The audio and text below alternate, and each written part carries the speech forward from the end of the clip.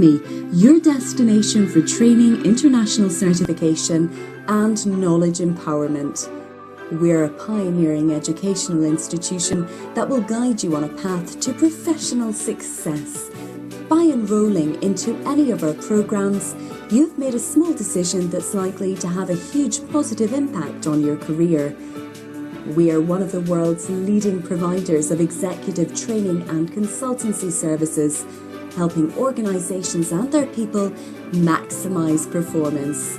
In doing so, we've created an enviable reputation built on 16 years of training, an impressive roster of blue-chip clients, a global network of certified trainers, and international affiliations.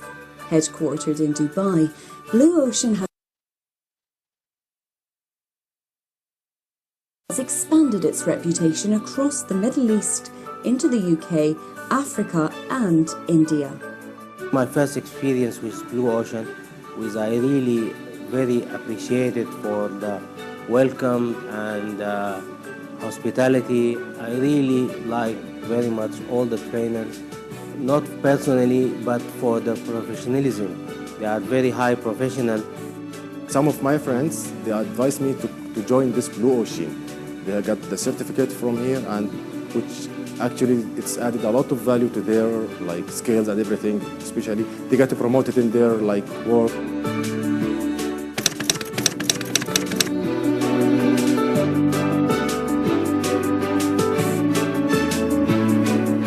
At Blue Ocean, our mantra is simple. Professionals are trained to be experts in their fields. We specialize in consulting and training services directed towards improved performance in organizations and the people who represent them. And as a student, you'll have the opportunity to learn from proven industry leaders, as well as the most successful professionals who are aware of the latest market trends. Our training leads to highly engaged employees going that extra mile to meet organizational goals, improved teamwork, increased ability to be competitive, and loyal employees. Blue Ocean is providing very expert, well-known trainers, and they added a lot of value to my knowledge. I've done the Six Sigma Green Belt with Blue Ocean in the month of October. Being in the customer care, it's very important that the quality should be maintained to the best possible extent. So I thought, I've heard that Six Sigma is a very good quality management tool, and hence decided to join this. And definitely it helped me in addressing the quality issues that currently I face in my career.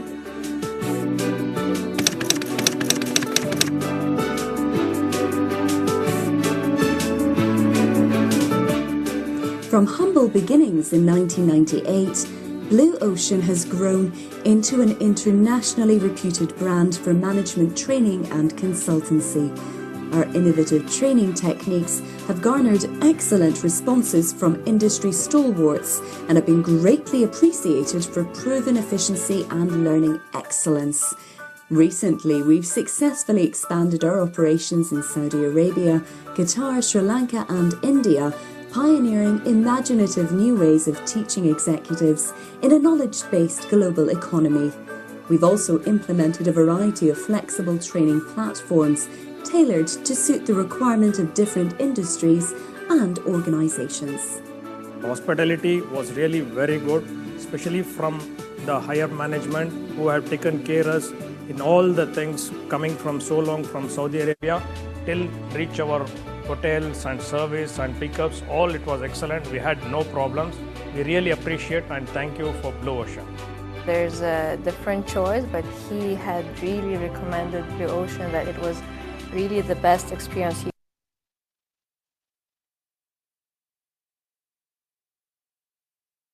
had, and the trainers were extremely professional, and I trusted him and I went for it. And to be honest, I was completely happy and lucky to be chosen this.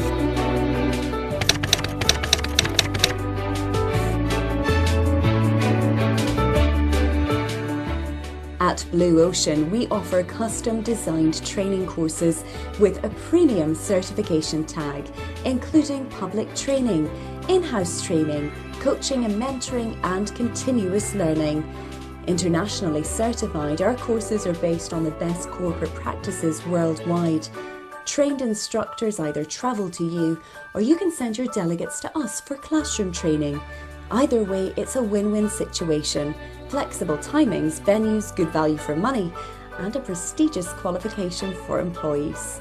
In addition, we provide useful learning aids, such as state-of-the-art audio and visual learning tools, structured learning modules, discerning faculty of leading industry professionals, innovative training techniques, comprehensive study material. In addition to training, we also offer customized, industry-specific consultancy assignments.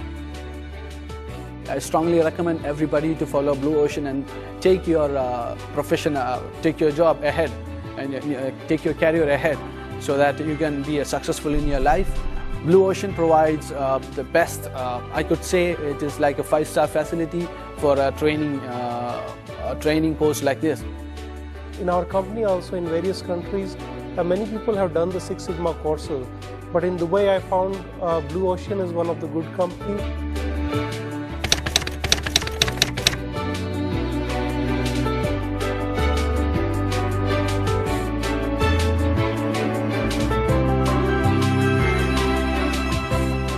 All procurement professionals undergoing training at Blue Ocean receive international certification from the American Purchasing Society, starting off as a certified purchase professional. Internationally qualified procurement professionals are the key to creating a cost-conscious culture in the organisation. We also provide training around the latest HR issues in today's business climate, such as conflict resolution, consulting techniques, and influencing skills, beginning with the mechanics of organisational change, and then focusing on the competencies required to manage both people and processes. The importance of human resource management cannot be undervalued in today's intensely competitive global marketplace. Last but definitely not least is our Six Sigma training. Blue Ocean, one of the pioneers of Six Sigma training in the Middle East, offers green and black belt certification from the prestigious US-based International Quality Federation. This training is held in Dubai and conducted by industry experts. People ask us why it's important to be certified. Well, our research data has shown that employers typically reward certified employees with salaries that are 40 to 50% higher than those who are not certified. A high correlation between certification and salary exists for virtually all professions and all industries sampled. In terms of theory, with applied in the right manner, will give the right results. Fortunately for me, when I underwent the training with Dr. Chalapati, it's a wonderful experience because he has been one of the gurus for the Six Sigma training as such. So it's a wonderful experience. Blue Ocean gave a template different than other training companies and add to my skills and develop my skills.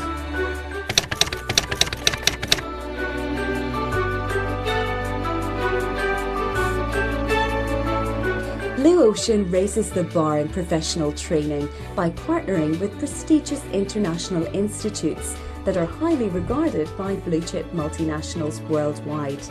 Each certified program has been tried, tested and recommended by these top-notch industry professionals. Learn to negotiate the uncharted waters of the Blue Ocean. See the difference it makes to your life.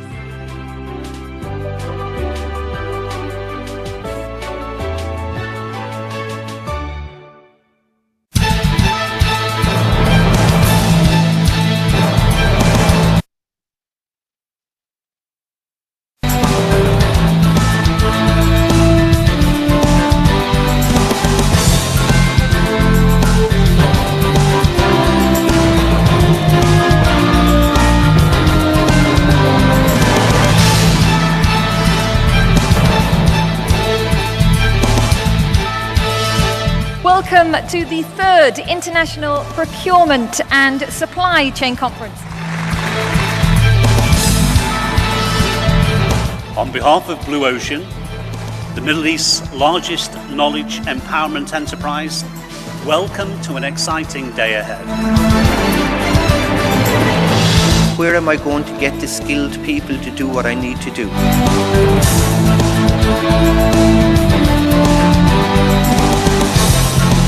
How many of you know your supply chain? What is your biggest risk in your organization?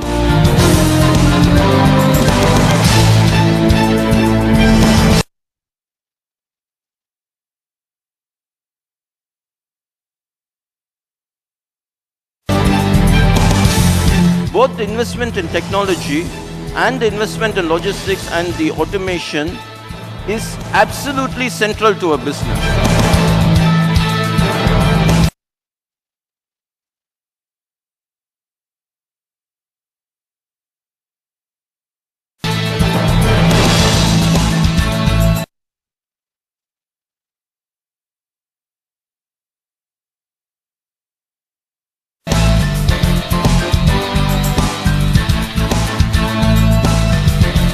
That everyone's aligned and everyone is pulling together.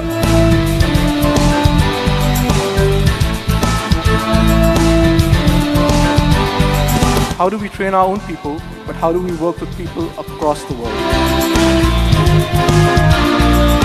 Today we are going to talk about how digital and cloud-based technology is delivering a dramatic change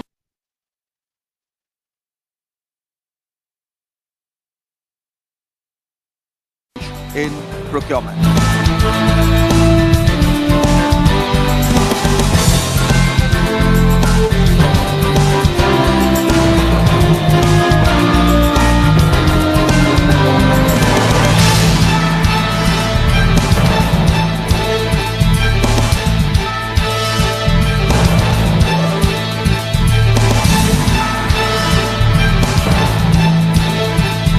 Nowadays, we are facing an issue between the integrity of the process itself and building a relationship with the suppliers.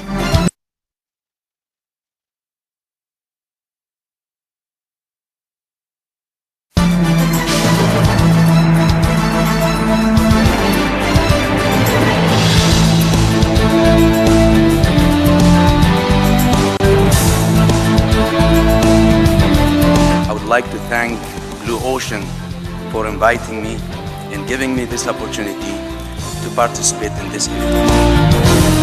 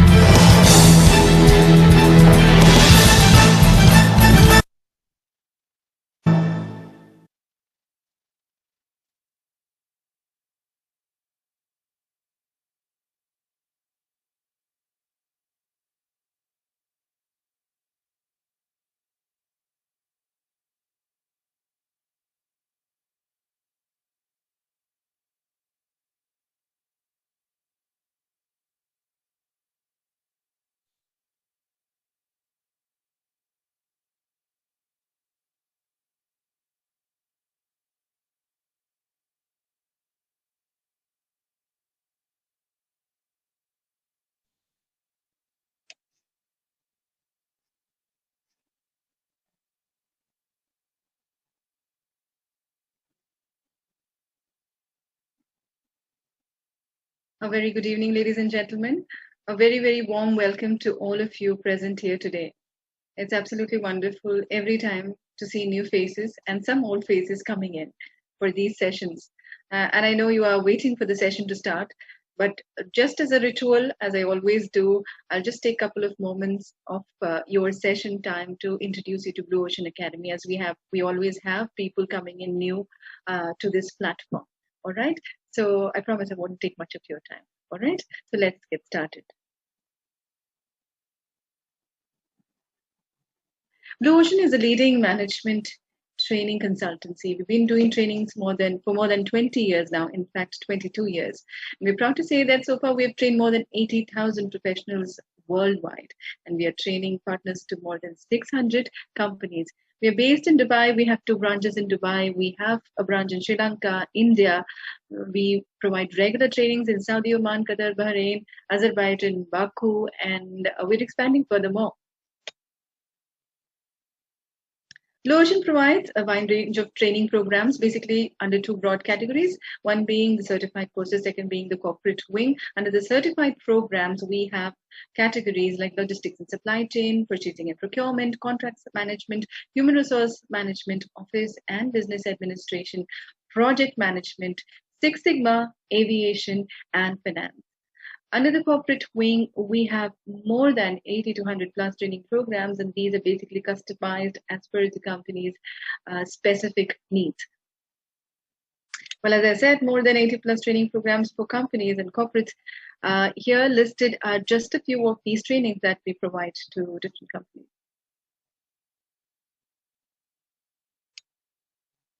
Well, we do know students are always looking for a good learning program, a good quality training, but we also understand that everyone looks for a prestigious certification that adds a lot of credibility to their profile. And we believe in affiliating with the best bodies in the industry when it comes to our courses. And our prestigious affiliations are International Purchasing and Supply Chain Management Institute of USA, American Purchasing Society USA, Chartered Institute of Logistics and Transport UK, Chartered Institute of Procurement and Supply UK, IATA, Project Management Institute, International Quality Federation, American Certification Institute, CAMS, Autodesk, and recently we've also become an alliance partner of SHRM, which is the Society of Human Resource Management. I'm very sure that all of you present here would be very, very glad to know that we are providing programs, certain programs for selective programs through SHRM, and we are an alliance partner for SHRM now, which is the world's largest professional body when it comes to HR. And let me tell you, all our courses are approved by KHTA, and we are also an ISO certified company. Well, we've been receiving a lot of awards. Students will tell you that our quality of trainings are always good, but it is also well recognized within the industry itself. We've been receiving a lot of awards since past few years. You can see listed are a few of those.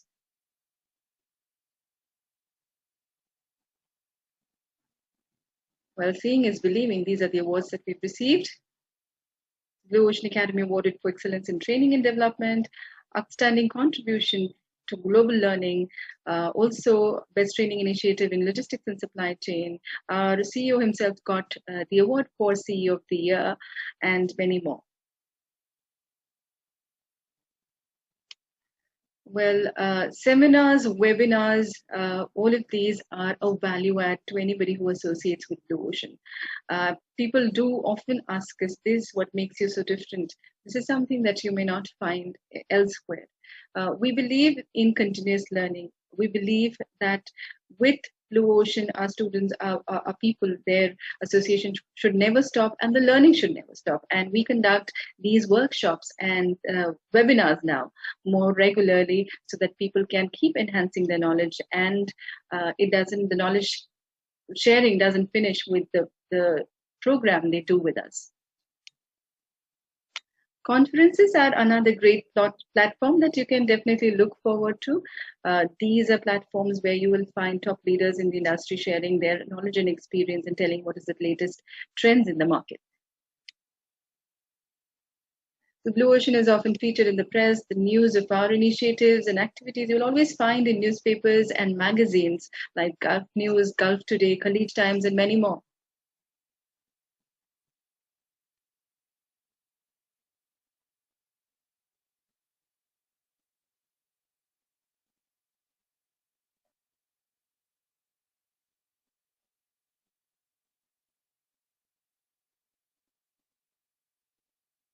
Well, those are our two offices in Dubai.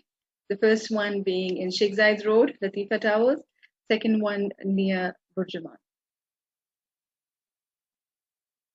Well, Blue Ocean has another wing, which is WorkX, which is your talent management partner. So if you have any requirement for hiring, you can always approach WorkX, which is Blue Ocean's another wing, sister concern, basically.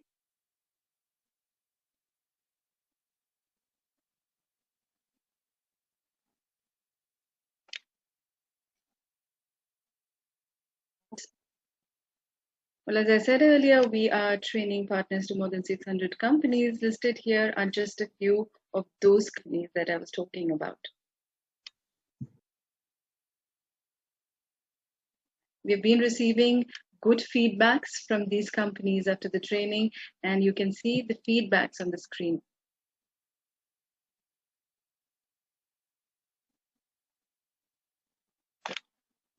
Well, a good news for all those here, those who have been attending these webinars regularly, they already know about this. You'll be receiving a webinar certificate after the session.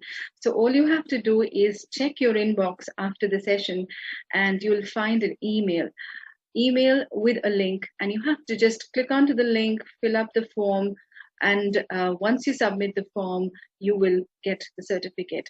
There are two forms within. One is a feedback form. Second would be the Google review. Do put in your Google review if you like today's session. Do not forget that once you submit that, you will receive the certificate.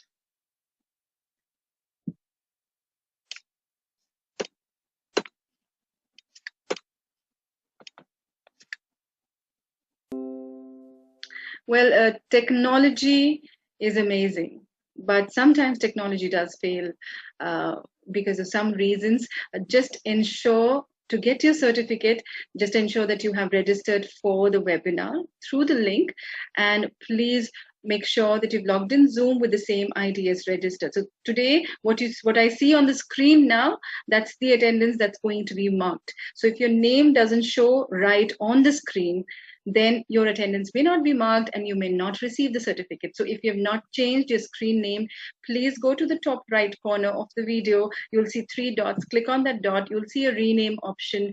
Please rename and put your full name as registered. Otherwise, you may not receive your certificate. Make sure that you've registered with your full name, or you've logged in with your full name, because there might be many people with the same name. So it becomes difficult for us to identify you. And also ensure that if you've registered with your official email ID, ensure there are no restrictions to receive emails from Blue Ocean domain. Now, this is another problem that we've been facing. And those who are coming late for webinars may not get the certificate. We've seen people coming in for 10 minutes, 15 minutes and claiming the certificate, which may not be possible. I'm sorry. And then if you still face issues, I'll try my best to help you out. I may not be able to respond immediately because there are certain technical issues involved in it. So I have to approach the IT department. So it takes a little time to resolve the issue, but I'll try to get your certificate. Well, today, to have a good experience, let's ensure that you have uninterrupted internet connectivity throughout the session. Please choose a place where you will not be disturbed. Please keep your videos on throughout the session if possible. And if your videos are on, ensure you are appropriately dressed and you have proper background. Kindly put yourself on mute at all times. Kindly feel free to ask questions. So if you have any questions, please be patient until the end, because that's when you can actually place your questions in the Zoom chat box, and the speaker will take one each question and answer all your queries. All right. Until then, please be patient. Well, now it's time to welcome the speaker for today. The speaker for today is Mr. Jhon Mathew. He's passionate about people management and their development. His core competencies include talent management, primarily focusing on talent review, selection assessment, performance, succession planning, engagement, leadership development, nationalization, psychometrics, and a wide array of occupational assessments, behavioral economics, and talent analytics. And he holds a degree in engineering, an MBA, a PhD in management, and is a certified occupational psychologist and a Gallup certified talent coach with over 17 years of experience in talent management, including senior management experience. He's worked with many companies in Middle East and other places too, and he now heads talent management for Ibrahim Khalil Kanu, which is one of the most progressive organizations in Kingdom of Bahrain. His role includes leading the largest automated training facility in Bahrain as well. Please join me. Welcome all the way from Bahrain, Dr. Jhon Mathew.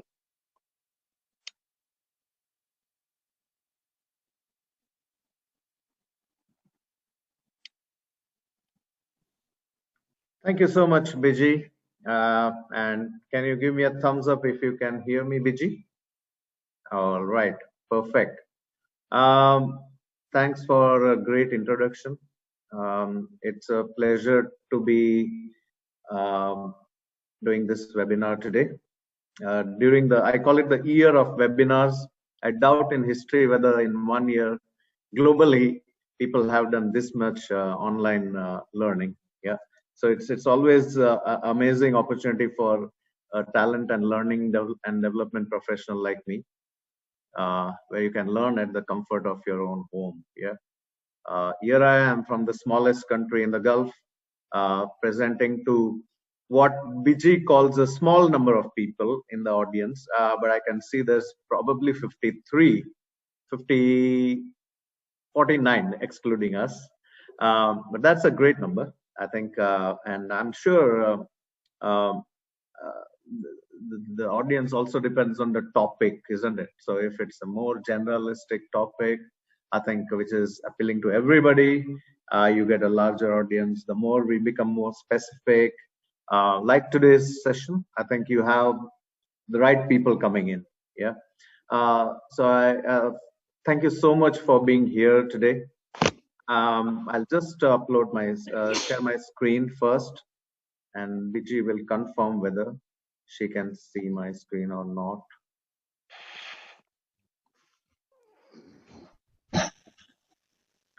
BG, can you see my screen? The title slide. All right, perfect. So thanks for that wonderful introduction once again. My name is Jhon Mathew. As BG said, I've been in this field of HR and talent for probably now around 15 years. And particularly around assessing talent, I've assessed a lot of people. Yeah, I've literally assessed hundreds, if not thousands, of people across my career, to the point that some organizations have called me the assessment man, which is not something I'd like to carry around. It's not a very popular job, particularly for those who don't do well on your assessment.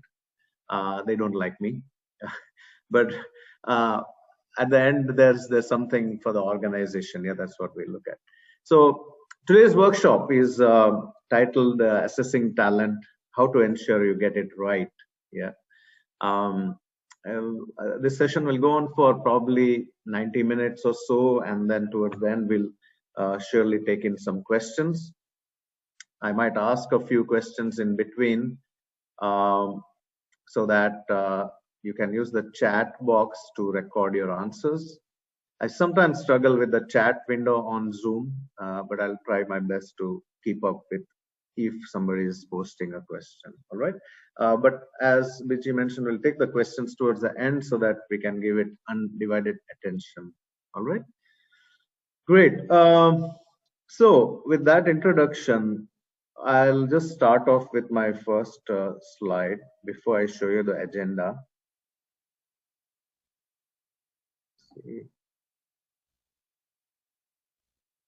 All right. Because this session is on assessments, let me start with a small assessment, okay, where I'll be assessing you. Okay, it's a test, and I want you all to be very focused on the screen, because the video will ask you to do something. Okay, it will ask you a question and where you have to give me an answer in the chat window. All right, so some of you might have seen this video, but for those who haven't, please enjoy. It's called the test for selective attention. This is a test of selective attention. Count how many times the players wearing white pass the basketball.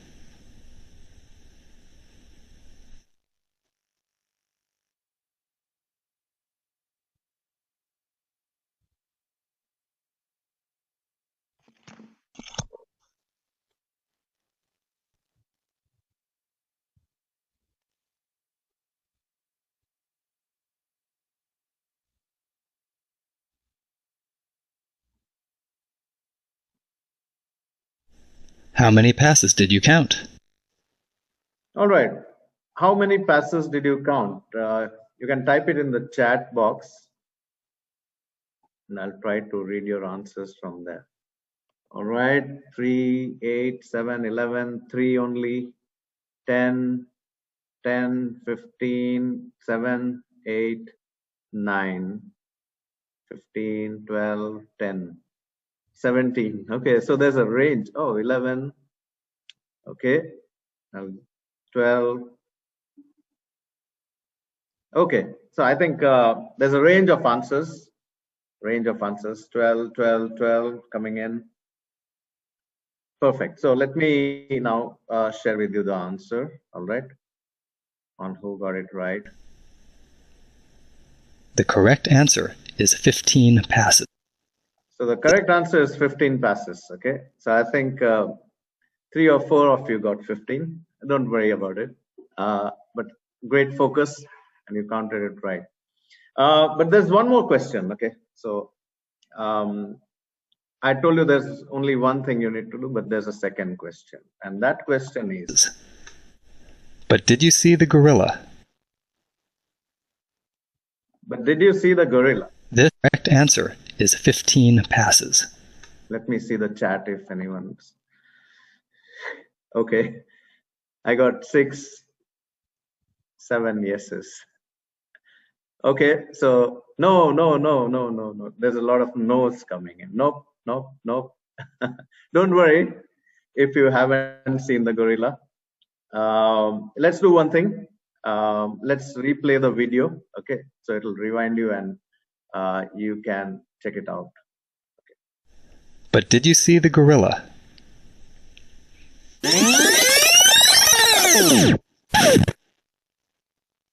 There he goes. It's the same video.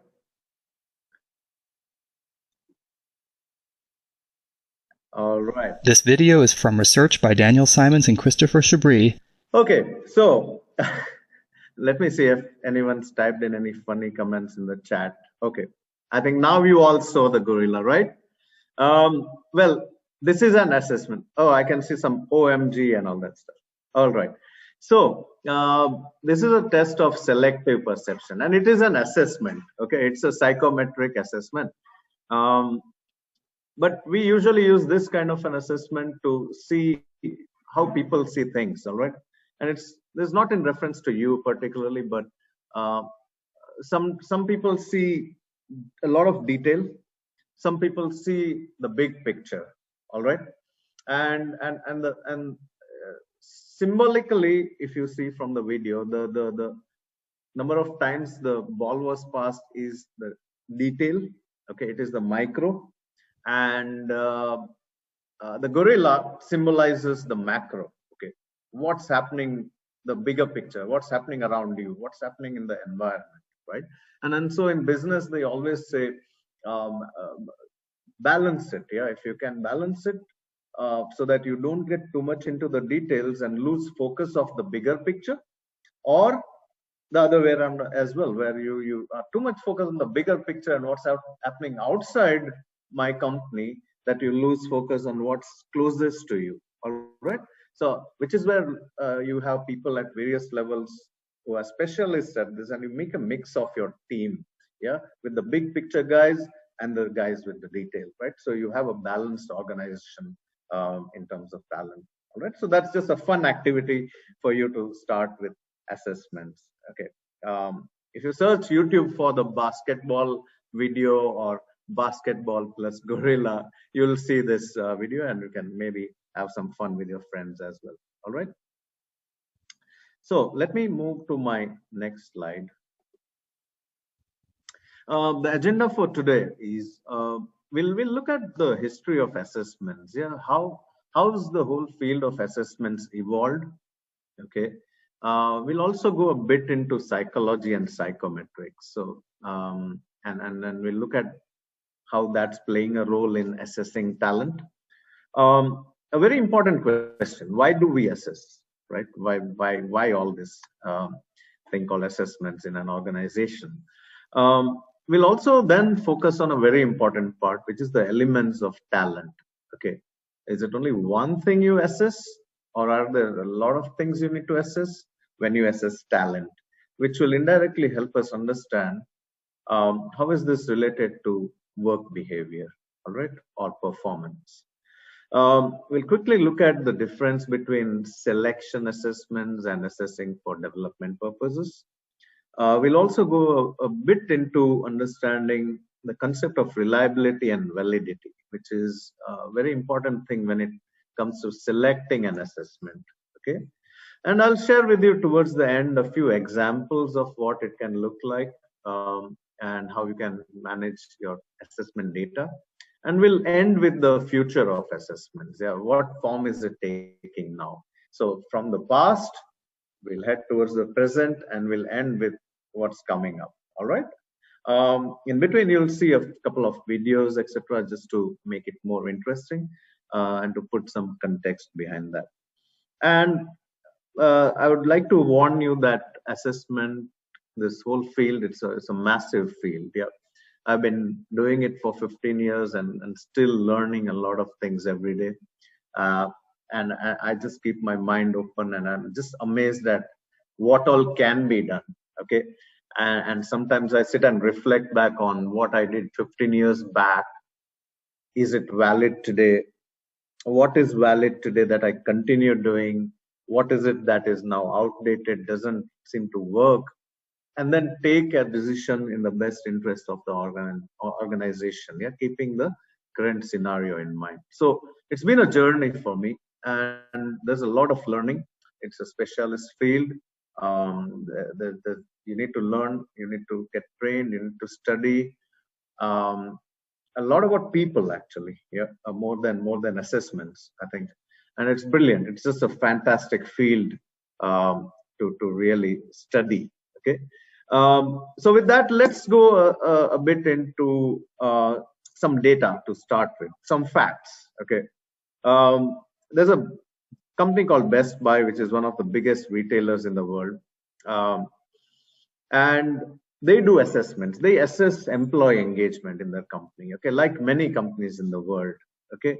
And through the assessment of people and what people are thinking, they've come to a conclusion that if we manage to improve the employee engagement by 0.1% at a particular store, that is a direct result in terms of an increase in $100,000 for them, yeah, in terms of value. Okay, so from understanding employees and assessing employees, they come to this conclusion. Similarly, you all know Google, one of the best companies to work for in the world, a great place to work. But more than that, I think innovators in the forefront, isn't it? They are at the forefront of innovation, and if I remember their mission correctly, they want to provide information to the world, yeah, in whatever form, to make it convenient for the world to access information. All right, and for that they've created so many products. Google being one of the first, right, which was a search engine. All right, I doubt whether anyone knows what a search engine is, because Google has become synonymous to search engine. So at Google, when they assess for talent, their research has shown that a candidate's ability to take initiative, yeah, someone who's got that initiative taking ability is a very big predictor of their performance on the job. Yeah, someone who takes initiatives, there's a big correlation to performance on the job. So when Google assesses in a lot of their roles, they look at this as a very important element, which is taking initiative. Yeah. And then I'm sure those who love sports and football would know the team AC Milan. Okay, and you know, it's always great to learn from sports. Also, it's great to learn talent management from sports, because at the end of the day, a football team, a cricket team, a basketball team, these are all teams of skills and talent that come together and perform, isn't it? And how do you select those 11 people from the world? How do you select, or from your country, how do you select the top? There must be some kind of science to it. So AC Milan looks at almost 60,000 data points for each player, all right, before they take a decision to sign that multi-million contract with them, which you see in the newspapers. I mean, in the newspapers, you only see Mr. X has been signed up for $1 million. But what goes into that decision? There's a lot of science. Yeah. It's not just whether, hey, I saw him kick a goal in the last match, let me take him on my team. No, that's not it. Behind each of this, there's research scientists sitting behind each of this team. Their job is to really study each person and these 60,000 data points regarding health, fitness, stress, mindset, attitude. Of course, play. They need to know how to play football as well. Yeah. So just a couple of 2 to 3 examples to show you how companies are really getting into the science of talent. Yeah. With this, let's go take a walk down history. And I'm a very nostalgic guy. I love to just think how it would have been. Yeah. And particularly to when we sit in 2020 talking about assessments, how would it have been 100 years back? Yeah, it's just fascinating for me to think and to appreciate the work people have done in this field back then. Yeah, with very little technology, with very little data as we have today, isn't it? We are kind of privileged to get a lot of things already ready made here. But the guys who actually started to think about it, it's just fascinating to see. And there is a historic precedence for assessments. I mean, one of the industrial revolution was a big starting point for a lot of practices in HR, in people management. Yeah, in 1900s. I don't know if you heard the name of Frederick Taylor, but he's also known as the father of scientific management. Okay, the man who introduced science to management. Okay, who gave it that numbers, who started understanding data and metrics and linking to performance back in 1905, 1908. Seems amazing when today we are still discussing such concepts. So Frederick Taylor used to assess people and observe their performance on getting a job done. Yeah, I mean, a particular example was where there were 2 concepts I'm sure you know of: time study and motion study, where he would sit with a stopwatch and just look at a worker doing a piece of work, taking notes, measuring the average time it takes to do a particular piece of work, and then trying to get the work done in faster time, yeah, repeatedly. So that was probably one of the first times somebody was actually assessing performance, okay, and converting it into numbers and trying to look for efficiencies. All right. And a great example, I work in the car industry, in the automotive industry, and Frederick Taylor was the guy who actually supported Henry Ford in devising the classic assembly line of cars, okay, for the first time. And so Henry Ford was one of the first businessmen to use science into manufacturing, and the whole assembly line concept was created with a lot of contribution from Frederick Taylor. So assessments is nothing new. Okay, it's been there for more than 100 years right now. From now, and but it's just taken various shapes and how it has been done. So do remember the name Frederick Taylor. Then we go into the 1920s, where a lot of companies at that time, particularly manufacturing companies, were interested in looking at human behavior. Okay, and this is when a lot of popular psychologists came into picture. Carl Jung being one of them. And Carl Jung in the 1920s actually spent time understanding how people think, okay, and how they interact with others. So it was they understood that performance of a person is actually is an outcome of how people think at work, okay, and how they interact and react to their managers and so on.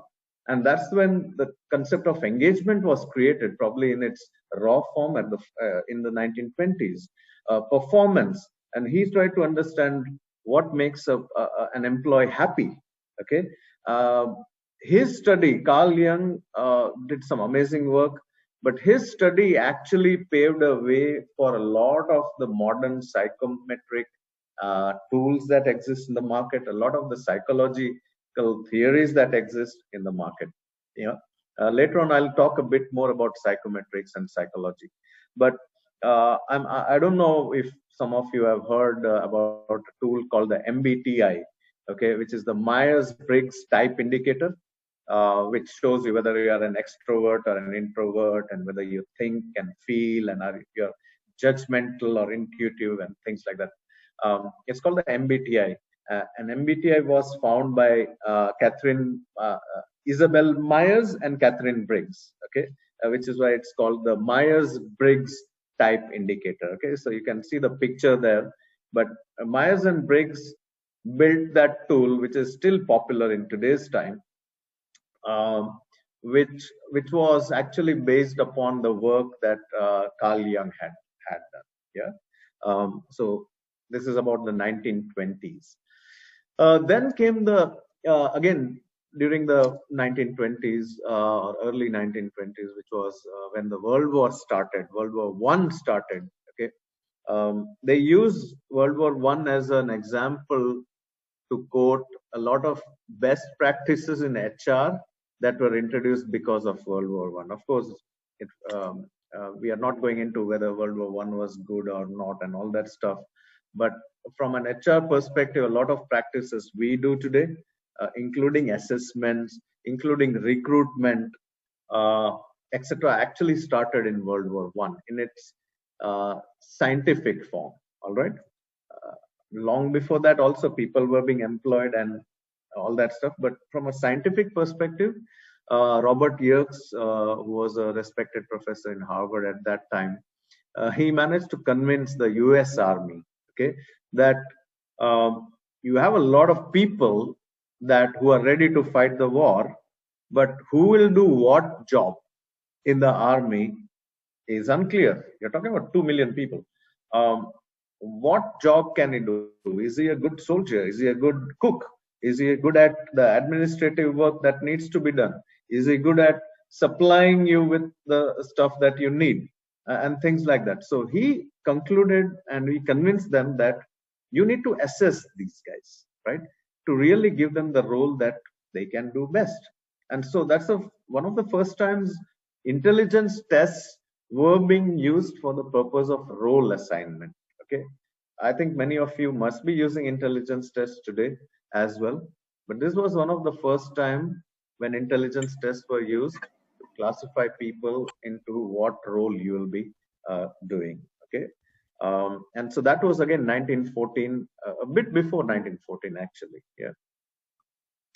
Now, as we move forward a bit more between 1924 to 1932, okay, the Hawthorne studies, very popular in the field of psychology and organizational behavior. It's a very popular study. I'm sure some of you have heard of it also. That they did a lot of studies in the Hawthorne facility or a plant, where they wanted to understand what drives people to perform again. Yeah, and what impact does the environment have on people? What impact does a manager have on people? Okay, again the concept of engagement, which we probably many of us think is revolutionary today or it's something new. No, in fact, during the Hawthorne studies was probably the first formal engagement survey that was carried out here with a lot of workers. They looked at a lot of criteria in terms of the work environment, whether there's dim light or a lot of light. Will workers perform better when the light is bright or the light is dim? Will workers perform great if you have a good manager or not? What do workers think about their colleagues? A full strong survey was actually done during the Hawthorne studies, and a lot of conclusions derived from the Hawthorne studies acted as an input to a lot of the new people management models that we see even today in today's times. Yeah, so that was around 1924 to 1932. If anyone has heard the term an assessment center, okay, we'll be talking about an assessment center later on as well. But actually, do you know what the assessment center was? In 1950s, a famous telecom company, the American Telecom and Telegraph company, AT&T, actually had a building, okay, where they used to where AT&T decided to assess people and decide who is fit for what role as a manager, okay, and what should we think about if we want to grow them as a people manager, all right, in the 1950s. So AT&T built this building in US where they used to call these people who are potential for that role, and they would give them tasks, as you can see in one of the pictures. They would give them tasks and puzzles to solve and things like that, and then they would rank in terms of who was the strongest, who was great at leading teams or communication and things like that. And that then decided, they put in a 5 to 10 year plan for these people, yeah, who were selected to be future managers. Yeah, can you believe 1950s? Yeah, and from that day or from that moment, the term assessment center became a synonym for any package of assessments you do even today. Okay, we still refer to it as an assessment center. All right. Later on, I'll talk a bit about that. And then what was happening was, the more the assessments, the more data companies were collecting, okay, about people, because you need to store it somewhere, right? And then started the era of computers, and computers that were the size of warehouses in the 1960s and 70s, where they started storing information about talent and information about people in computers, so that you can refer to it more seamlessly compared to having it filed in hard copies and papers. Okay, so this is where computers started helping HR and line managers in accessing information on people more seamlessly and efficiently than in the years that were gone. Yeah. And later on, I've got a slide towards the end that this continues. Okay, after that, it's taken more shapes and forms, assessments, and it continues really. There's no limit to it. And towards the end, I'll show you what it looks like now, and I'll show you an example as well. So with that, we get an idea that let's appreciate the work that has been done over the last 100 years when it comes to this field. Appreciate the people who have contributed to these studies and made it reach to where we are today. All right. When you talk about when you talk about assessments, a word nowadays you commonly hear is psychometrics. All right. It's been there in the market for some time, but I'll just clarify a very important term called psychology, and I will also explain psychometrics. All right. Before that, psychology. Let's just look at psychology. In the chat box, if you can just quickly type out a small sentence about what do you think psychology means in a few words. Okay, I don't want a long essay, but what does psychology mean to you? And why are we probably talking about it here? What's psychology? Let me open the chat box. Okay, study of behavior of people, study of human behavior, human perceptions, mental study, yeah. Soul, yeah. Study and observation of people's attitude and reactions. Study of the mind. Very good, very good. Study of the human psyche. Study of mind and behavior. Very good. Yeah. Behavioral study, attitude, how and what people think in simple terms. Absolutely. study of the state of mind. So I think the word that's coming a lot is behavior, and I'm glad you got it. Yeah, I think all of you know that outcome. I mean, that's a very important word, behavior. And later on, I'll clarify how do you need to look at behavior. Okay, behavior is not just am I behaving right or wrong, but there's a bigger meaning in HR when it comes to behavior, which I'll clarify later on. All right. So thanks for typing it out. Short and sweet, scientific study of human mind. I think what I'll show you matches with what most of you know about psychology. All right. So I'll minimize the chat window now. Thank you.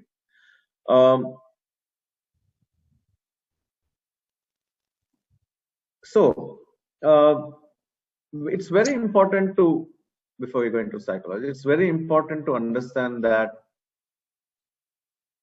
the term we use, performance, in today's times, everyone's looking at performance as the outcome, isn't it? And then particularly relating to commercial organizations, okay, or any organization that's here to grow and become better than what they were.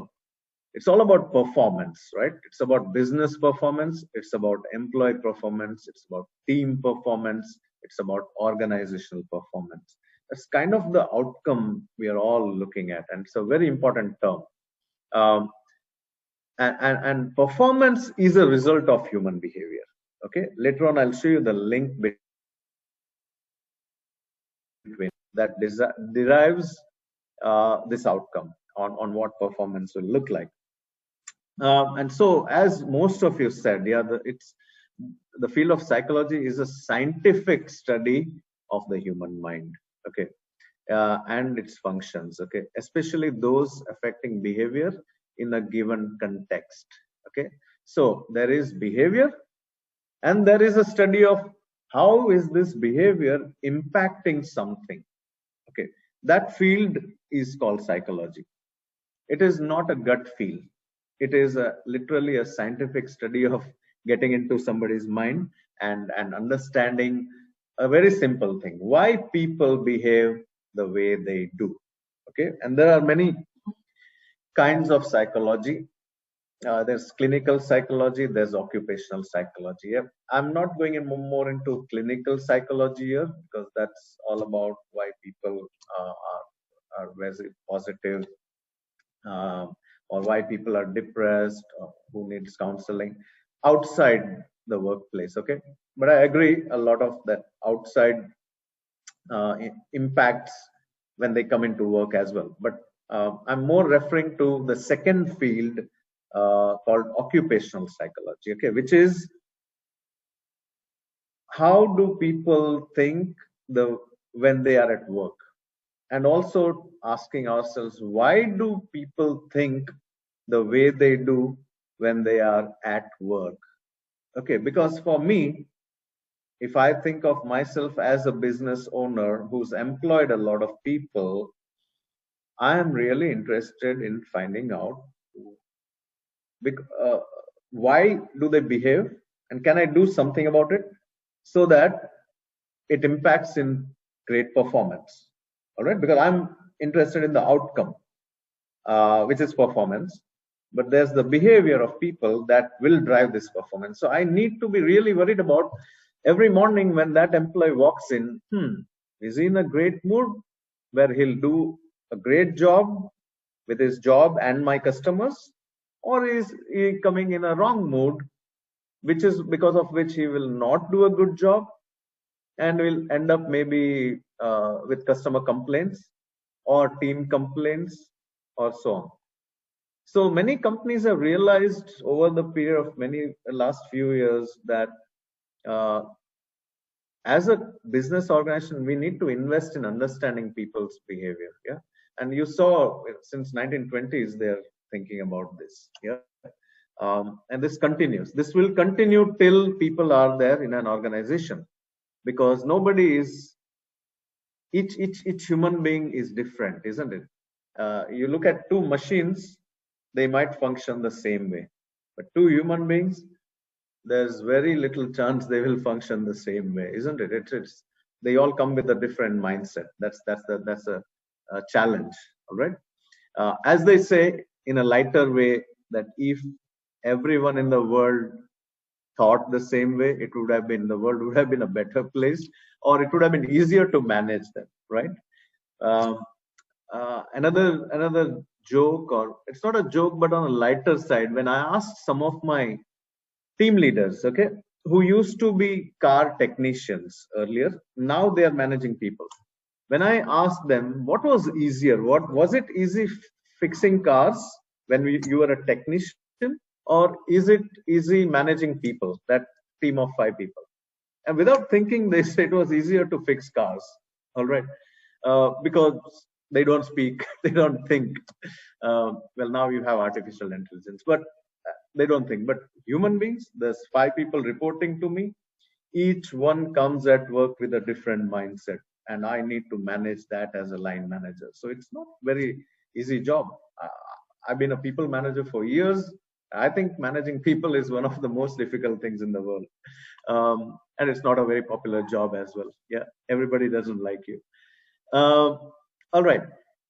And so what's psychometrics? So psychometrics is the field that is concerned with the theory and technique of psychological measurement. Okay. When we try and understand people's mindset and we convert that mindset into data, okay, and then we try to find out patterns in that data, that's known as psychometrics. Metrics means anything that's numbers, okay? So any numbers coming from psychology as a science, which when studied is called psychometrics, all right? Psychometrics can include a lot of things, including when you measure somebody's knowledge about something, when you measure their abilities, okay, when you measure their attitude, when you measure their personality, and sometimes educational measurement, their ethics, how do they think about something. When you get into somebody's mind, that and then try to derive some data, that's known as psychometrics. Okay. Psychometrics is a very specialized field. Yeah, everybody should not do it if they are not trained to do it. Okay. I am a certified occupational psychologist. I realized this when I studied occupational psychology. All right. Before that, I was like, anyone can assess what's wrong in it. Yeah. And we were doing some wrong practices long back. Till I studied this field and I realized, wow, this is not as easy it seems, and it is not right if everybody is doing it who is not trained.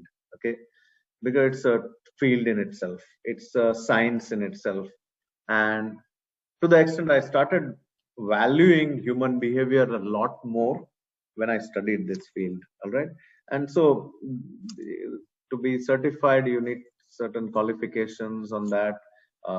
There's a British Psychological Society who's got qualifications. There's EFPA, which is the European Federation of Psychologists Association. And I don't know if Blue Ocean is also giving something on that. So Vijay, if there's nothing, you can think about psychometric qualifications in the future. But yeah, you need to be trained to do that. Just like clinical psychologists, isn't it? No, everybody can't sit and talk to somebody with depression or with suicidal tendencies, etc. Everybody should not be counseling because there's a way to do it. All right, and that's why when someone's about to jump from a building and you got the police there and they send trained people to talk to this person. All right, everybody should not be talking because you really need to bring it out of their mind. You need to capture that thought. The same way at work, if you want to unleash potential, you want to bring out the best in people, you want to motivate people, it's all about the mind, right? And so people take help of people who have studied it on the right way to do it. And you use this practice in a lot of fields of HR. And particularly I feel human resources should be better at this. But more than human resource, I think line managers should really explore this field. Yeah, people who are people managers, should really try and understand this field. Even if everybody doesn't take a certification, but at least try to understand how psychology makes a big difference on our business performance. All right. I hope I'm making sense and I'm not talking too much of something you're not aware of. Can you give me a quick thumbs up or something in the chat just to make sure that you're all with me?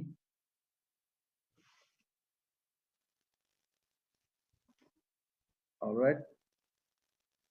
Great, great, great. Because from here I can't visualize the 25 people who must be sleeping right now. I hope everybody is not sleeping. All right. All right. Thank you. Thank you so much. Thank you. So I'll continue with psychology. And here you can see around 8 of the biggest contributors to the field of psychology. I'm sure you heard a few names.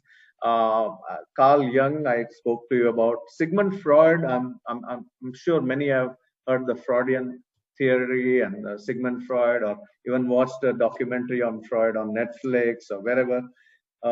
Big contributor to the field of psychology. Spent a lot of time understanding why people think the way they do.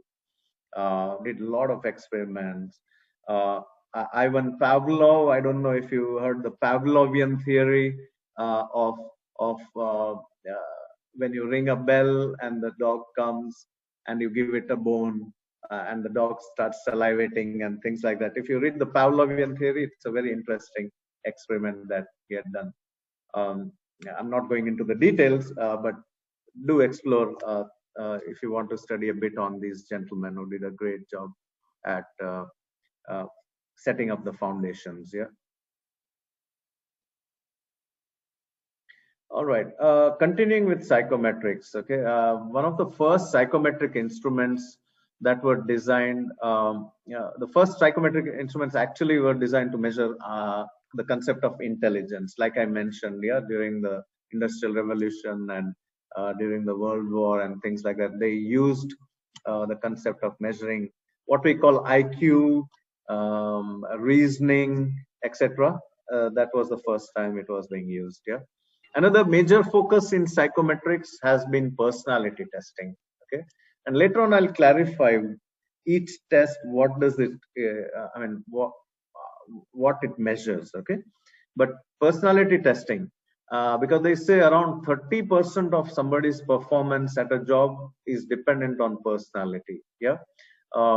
You take a very strong introvert, for example, and put him in a sales role or a B2B sales, go out and talk to customers and wow them. It's a difficult thing. Yeah. Everyone doesn't have that personality. All right. So it's very important to understand people's personality and then work with them to put them in a role where that fits. Yeah. And so psychometric focus on personality, lot of studies done throughout the years, and in the market today there's hundreds of tools available that measure personality. Yeah. And later on I'll tell you how not to fall for all of the tools. Okay, because people who want to sell will sell, but you need to really question some of them. There has been a range of theoretical approaches, yeah, like I said, to conceptualize and measure personality. Some of the more popular ones were the 5-factor model, very old model, yeah, during the Carl Jung and the Freud era, which became a backbone to a lot of the modern personality assessment tools, okay, that are available in today's market, are based on the work that was done and the 5-factor model. And I already spoke to you about the Myers-Briggs type indicator, which even today companies are using. Yeah, I would recommend Myers-Briggs as a good coaching tool, but I would not recommend it as a selection tool. Okay, don't use it for recruitment. You can use it to coach people when they are already working and to create more self-awareness among people. Yeah, many companies look at it differently, but the people selling it will say you can use it for anything. But this is based on my experience and what I've found out. Yeah. All right. Yeah, like I said, attitudes have been studied extensively. Yeah, people, the way people behave, do people like this? What do they like personally? Will they fit into a particular role and things like that? A lot of studies being done. Now, the concept of reliability and validity. Okay, this is my last slide in psychology and psychometrics, I think. But like I said, there's a lot of assessment tools in psychometrics that are available in the market in today's times. Don't fall for all of them. Okay, don't just buy it and use it just because it looks nice. Okay, what you need to, and this is again when you study a bit of psychology or statistics, etc., there's two important factors you have to think about. One is the reliability of that assessment, and the second is validity of that assessment. Yeah, there's books written on these two terms. Okay, but I know the audience a bit, but I'll just share with you the tip of the iceberg so you know what I'm talking about. Reliability and validity. So when an assessment company comes to me and says, John, we got this assessment tool, this personality questionnaire, or this psychometric, and it only costs, I don't know, 60 dirhams or whatever, I don't take it at face value. The first thing I ask is, can you share with me the reliability report for this assessment? Yeah, the reliability and validity report for this one. And I was able to ask this question because I've studied this field. Okay, somebody who has not studied probably would not, and then you end up using a wrong assessment, which is not fair to the candidate. Okay, and you end up with a tool that is not really giving you much. Okay, so a reliable measure is one that measures a factor consistently across time, individuals, and situations. Okay, so the reliability of a particular test or an assessment means that this assessment has been tried and tested a lot of times on a lot of people or in different situations, and then they have proved or published it to the world saying this assesses, I don't know, customer centricity, or this assesses whether people are great at building relationships. Because without that science, without it being tested by psychologists, and it is a useless tool. Okay, there's no proof or evidence that this will work for you. All right. So the reliability report of that assessment, which is a scientific report, it's usually big. It's got a lot of statistics in it. Yeah, people who can understand some statistics, etc., will be able to understand. Otherwise, you'll need to get trained to understand the language in that report because it's a bit complex. Okay, so that's reliability. Okay, and then validity. A valid measure is one that measures what it is intended to measure. So validity means that this tool can be used to measure that. All right. I'll give you a simple example. That if you want to test my communication skill, okay, don't give me a math test. Are you getting it? If you want to measure communication, give me a passage to read, or give me a passage to type or write or speak or listen or something like that, isn't it? You won't give me a maths test and then say, hey, he got 10 out of 20 on this math test. He's not a good communicator. So what happens is the validity of that assessment is very low. It is not measuring what it is supposed to measure. All right. But on the other hand, if you're testing, I don't know, you're hiring an accountant, for example, give him a math test, and based on the score, you can identify whether he's got some numerical skills. So in that case, that math assessment is a valid assessment. Okay, it does or it measures what it is intended to measure. That's the simplest way I can explain reliability and validity, and I hope you got a meaning, because it's a total. I told you books have been written on these two terms. All right. But today our objective is not to become the best psychologists or psychometricians, but just to get a feel of, yeah, this is a special field. As I mentioned, both reliability and validity can be assessed statistically. Yeah, there's a lot of statistics involved in this, and to make sure that the test work, they make sure there's consistency. Yeah, they repeat the test with a lot of sample population, and then they publish these tests to the world. Okay, some of the best tools will definitely have these reports. Any test that any psychometric that doesn't have a reliability or validity report probably is bluffing.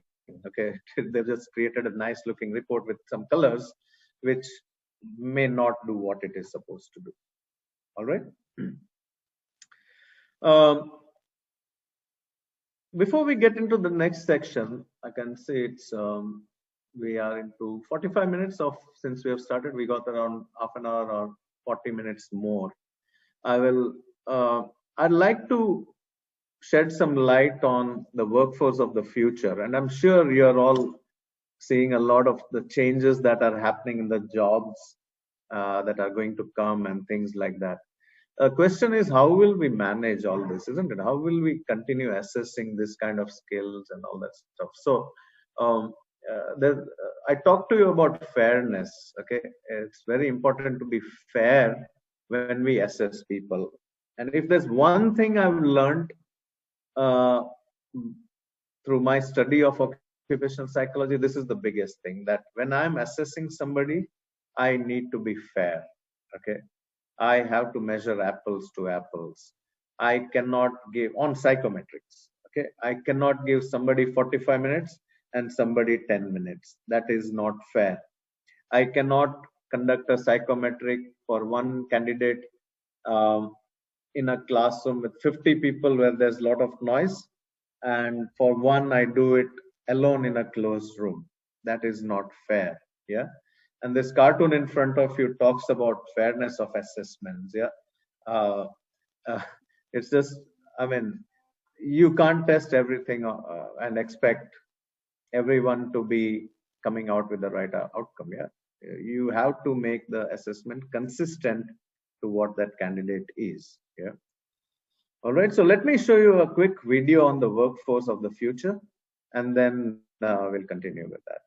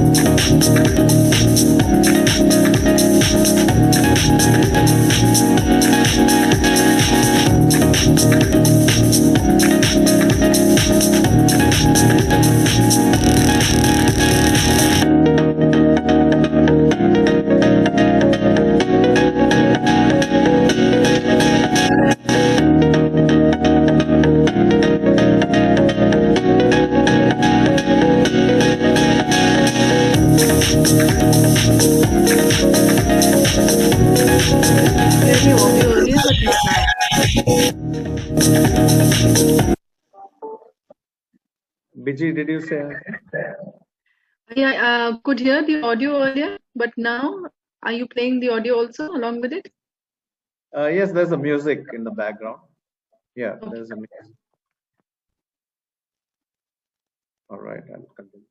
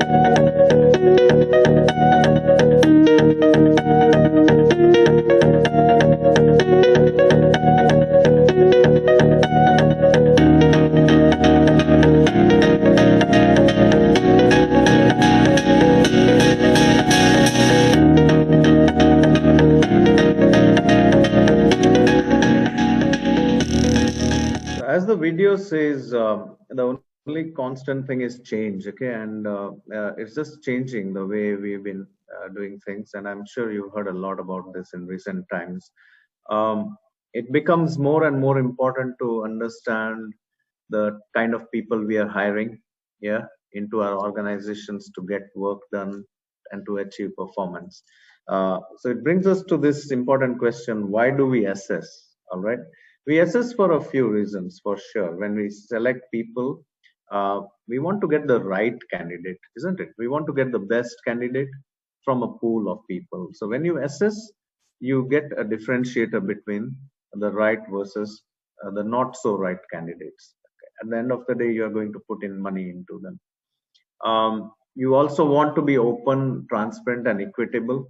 That's why you give an opportunity to many when they apply for jobs, etc. So everybody gets to have a go at it, or many get to have a go at it, and then based on how they do, how they run the race, the best wins, isn't it? You also get a lot of feedback or data from these assessments, which probably once you select somebody, you will use for their own development and for building a career for them in the company, or in terms of harnessing their strengths on what you've seen from the assessment. Yeah. You also want to evaluate talent, whether it's hidden, something that you don't see in a CV or you don't see in front of you, but it's in there. That's called some hidden talent, or something that's embellished, as we say, where someone is trying to show an amazing CV. Okay, someone's writing on my screen, or someone's scratching on my screen. Doctor, can you just stop the share and start again? That will disappear. All right.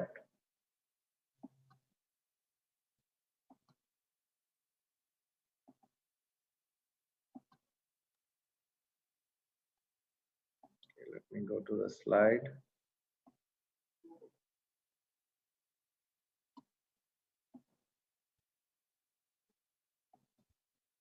Okay. Yeah.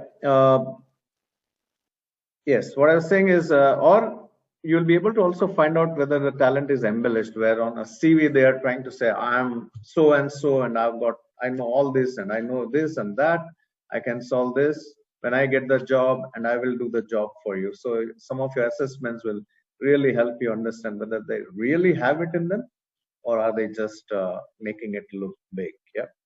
And finally, very important, why we assess talent is to minimize corporate risk. There is a cost for recruitment. I'm sure you know, right? From the time you advertise a job in the paper to the time that somebody joins your company and starts performing at the optimum level, there's a big time gap between that, right? And between that, there's a lot of costs that you have to invest on talent. So you better make sure you assess people so that you don't invest on the wrong person. Yeah, I think all of us have been through, or many of us would have been through experiences where you hired somebody and then it didn't work out because you didn't use science, you just used a gut feeling, or they looked good. Yeah, they were wearing a suit, so they look like a great candidate. All right, I call it the gut feeling, and gut feeling doesn't always work. All right, because it's a gut feeling. It's a very trial and error method, which is why since years companies have been relying a bit more on science, because science is a bit more tried and tested, and you get a trend of how this might. I'll show you later on that there's no 100%. There's no tool that's 100% accurate. All right, but at least you try to get closer to what that candidate might be. Yeah. So let's go to one of the most important parts of this presentation, which is what do we assess, okay, and what makes up talent at that person who's applying for a job, or that candidate, or that manager you're trying to promote into the next role. What makes up that talent? All right, and based on my experience and based on a lot of research, there's, if you look at it as a pie, there's many pieces of the pie, all right, that collectively make up that candidate. And in front of you, you can see qualifications, okay, you can see experience, you can see knowledge, you can see ability, skills, attitude, performance, okay, and innate values, all right. Collectively, these make up your definition of talent. And when I'll talk about each one quickly on how to differentiate it and how to assess it. But when we are hiring a particular candidate, many different people might play a role in assessing that particular element. Okay, sometimes qualifications, experience, etc. Your recruitment or your HR usually assesses that. If you have a talent department or an assessment department or somebody, they would do your knowledge and ability testing, etc., skills testing, and maybe sometimes the attitude and personality, etc. And the hiring manager will also have a role in assessing, particularly on making sure that they know the job, they've done that in the past, and things like that. All right. So collection of people usually contribute to assessing all of this. But it's very important to understand that each one of this is a very important piece that makes up a candidate. And it's very important to assess each one of them if you want to get more data of people. Many companies try to save on time and cost and don't assess a lot of this. Yeah, the benefit is you get a candidate quickly, but the bad news is, what if the candidate turns out to be wrong, right? That cost of hiring a wrong candidate is more than the time and money you might spend on assessing that candidate and making a right decision. All right. Let's break up these elements into a bit, okay? And let's look at starting from one. All right. Qualification. Okay. So qualification is one of the first pieces. And what does qualification mean? Do they have the degree? Do they have the diploma? Do they have a certificate in something of having studied that particular area? All right.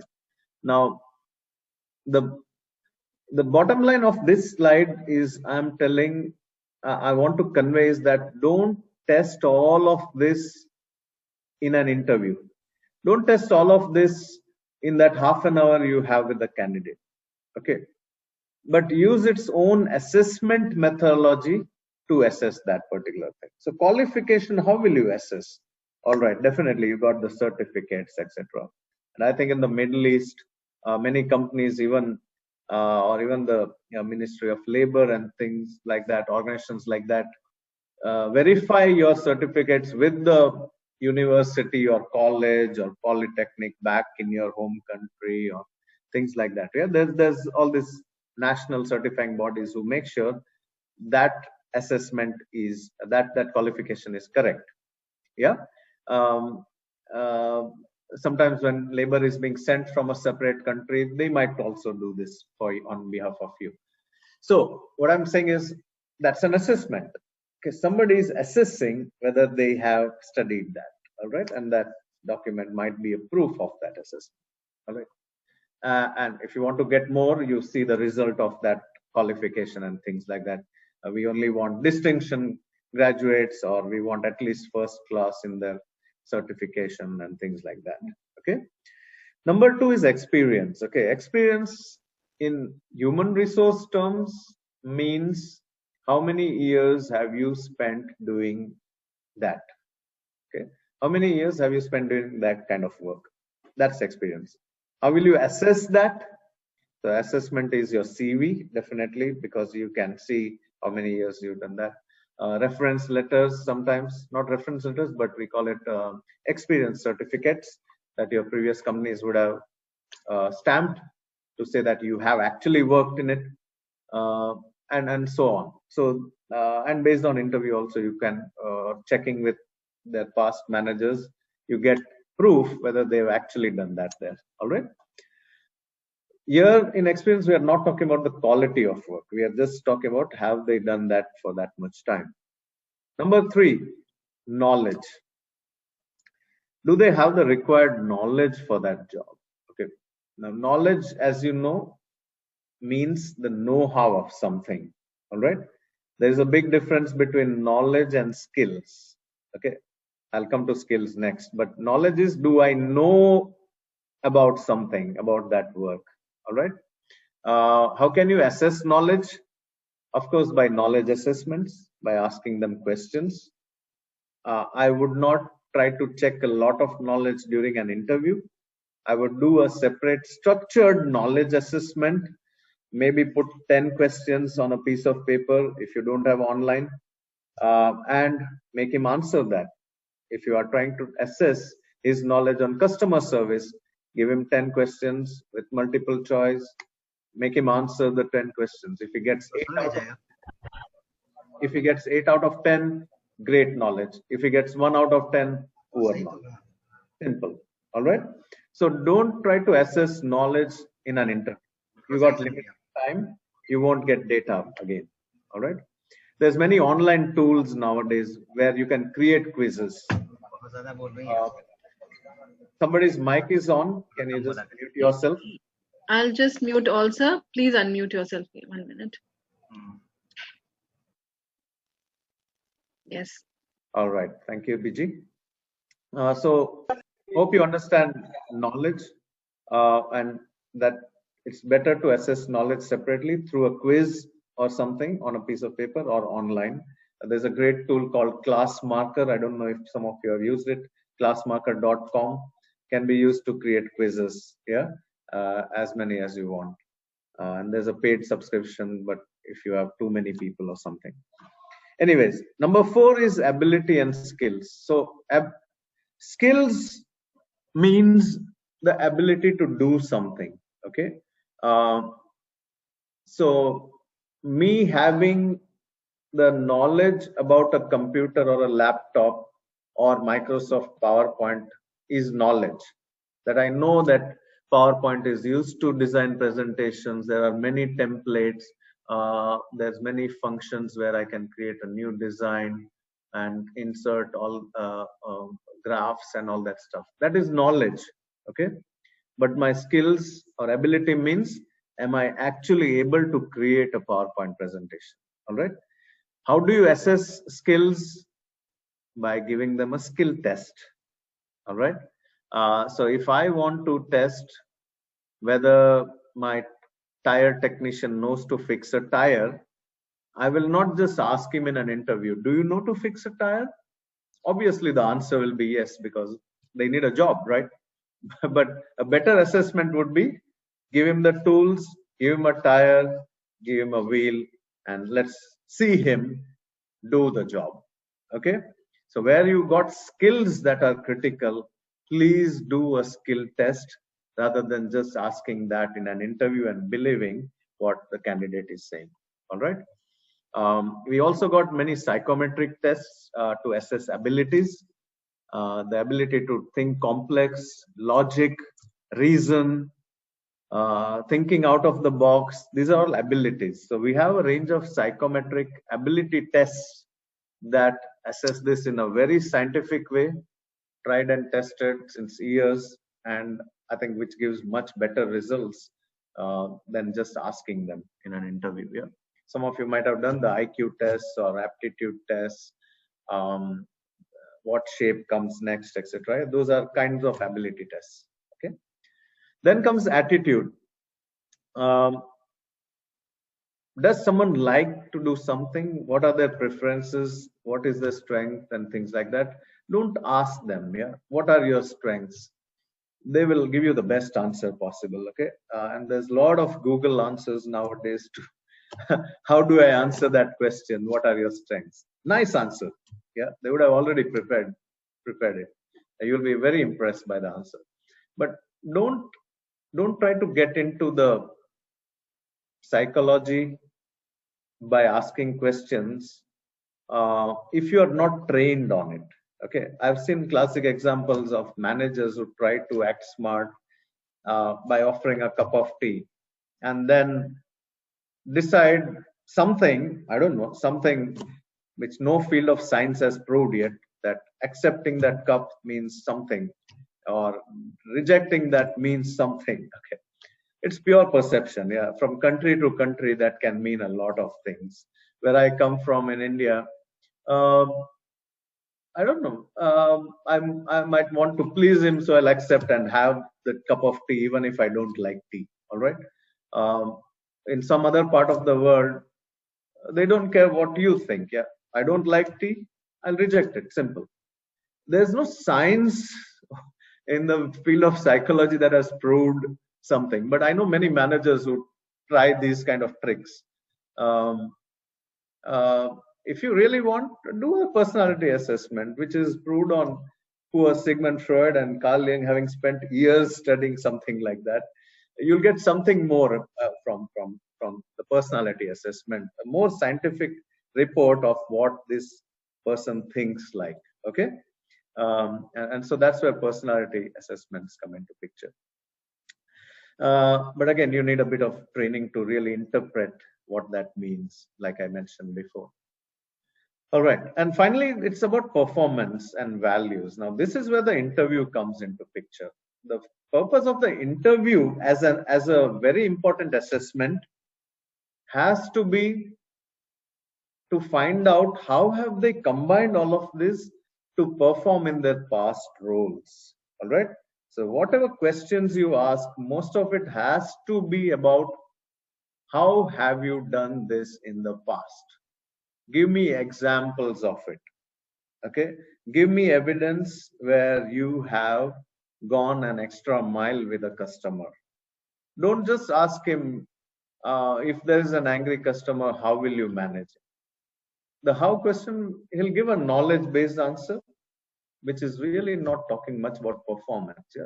So in an interview, spend more time asking evidence of related to your job that they have done in the past, and make them go in different directions. Probe more. Yeah, that's the job of an interviewer. And so that's why interviewing is also a great skill. You need to be trained to interview. Not everybody should interview. I have learned from experience. And that's a whole different discussion again on how to interview and skills of a great interviewer, things like that. There's a whole science to it as well. Yeah. Sometimes I just pity some of the managers in my past I've seen trying to be a great interviewer, not preparing, picking up a resume 2 minutes before the interview and then studying the CV in front of the candidate. All horrible skills of an interviewer. Yeah, a good interviewer prepares, okay, and has structure. Otherwise, it's not a reliable assessment. So what I'm saying is, there's 6 pieces of that candidate. Okay, for each piece there is an assessment, and when you assess all of this, you get a better complete picture of that candidate. If you only interview, you'll get probably 1 piece. Okay, and then you end up thinking, this candidate is not what I had imagined. Yeah, because you didn't bother to assess the other critical elements. Yeah. And convert each assessment into some kind of a score so that you get metrics out of it. Okay, because when you have data, you can take a better decision rather than saying he's a good candidate or a bad candidate. Rather than that, if he's got collectively on all these assessments 40 out of 50, good. Somebody who's got 30 out of 50, okay. Somebody who scored 10 out of 50 overall on all these assessments is a poor candidate relatively. Yeah, that's a better way to take a decision based on numbers. Yeah. All right, so that's a very important slide. I'll move to the next one, and that's where it gets connected. Okay, so we looked at ability, we looked at knowledge, we looked at skills, we looked at attitude. When you combine all of this, okay, and do a particular piece of work, you become competent at it or not. That's what a competency is called. I define competency, easier to remember is the Kingdom of Saudi Arabia. Yeah, why? Because it's KSA, okay? Knowledge, skills, attitude, abilities, okay? Makes up competency. It's not, knowledge is not enough. Skills is not enough. Attitude is not enough, okay? How you combine all these three together to get a job done amazingly well or amazingly worse decides whether you are competent or not. And that outcome is nothing but your work behavior.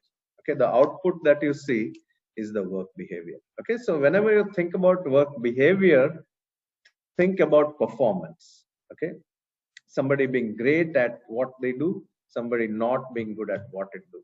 At the bottom is the previous pie chart I showed you. Yeah, all of that is reflecting on it. Yeah, sometimes I have the knowledge, I've got the skills, but I have a bad attitude that can impact my competency. Yeah, sometimes I've got the attitude, I love this, but I don't know how to do this. It's like me always complaining, I love the guitar. Okay, I love the guitar, I even have a guitar in my house, but I don't know to play it. All right, I want to, but right now I'm not competent because I've got a bit of knowledge, bit of skills, but there's a long way to go. Yeah, so just by liking something or having the attitude, positive attitude, doesn't mean you are great at it. All right, so that's just to differentiate knowledge, skills, abilities, competency, which leads to work behavior. Please remember that equation when you are assessing. All right. We talked about AT&T and the assessment center building in the 1950s. An assessment center is a term we use even today. It's nothing but a collection of packages. Sorry, got it wrong. It's nothing but a package of assessments that you combine to measure somebody's talent. Because we just realized one assessment is not enough, right? Just measuring knowledge is not enough. Just asking a few questions in an interview might not be enough. If you can do all of this, spend some time, I think your data will be more better. You'll be able to take a much confident decision rather than a half-baked decision. All right. It's assessment centers, when you combine assessments together, has more reliability scores. I hope you remember the word reliability. Okay.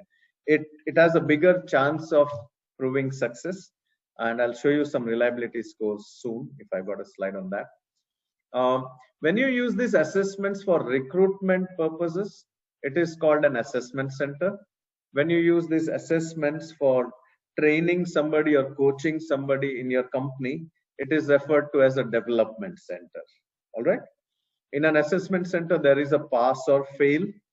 They get the job or not. But in a development center, usually there's no pass or fail. It just helps somebody understand themselves better. So these are two uses of assessments. Okay. Yeah, here's a slide on reliability of various tools. Okay. Now, when you think about reliability, think of a scale of 0 to 1. Okay, 0, 0.1, 0.2, all the way till 1. Okay. Reliability is always measured on a scale of 0 to 1. The more an assessment score goes from 0 to 1, the more reliable that assessment is. Okay. So this slide shows you how reliable assessments can be. If you look at the bottom of the list, and this is based on in-depth research done by the University of Manchester Science and Tech, the bottom of the list are unstructured interviews, most unreliable assessment tools. And when I say unstructured interviews, I just described it earlier, where John has to interview somebody, no preparation, doesn't know the job role, doesn't have a job description, grabs the CV 2 minutes back, asks some standard question, what are your strengths and weaknesses? What do you think of the US presidential elections? Unstructured interviews, okay? Most unreliable. Second is lowest assessment is a reference check. When you reference check, but that depends on who you are reference checking, okay? Normally we ask candidates, give me the names of 3 people, 3 references.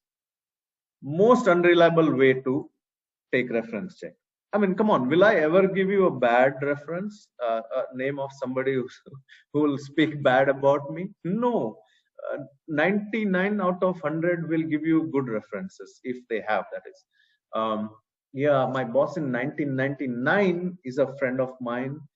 2005, great friend of mine. 3 years back, I had a good boss. The other 10 will talk bad about me because I was horrible at my job. So let me give these 3 names. Most unreliable way to reference check, which is why I think companies just check the last 3 jobs randomly, managers of the last 3 jobs if you can. Yeah, when you do that, it becomes more reliable. So you can see the reliability increases. CVs bit more reliable, but again, nowadays you outsource CV making, and there's some tools and companies that do it.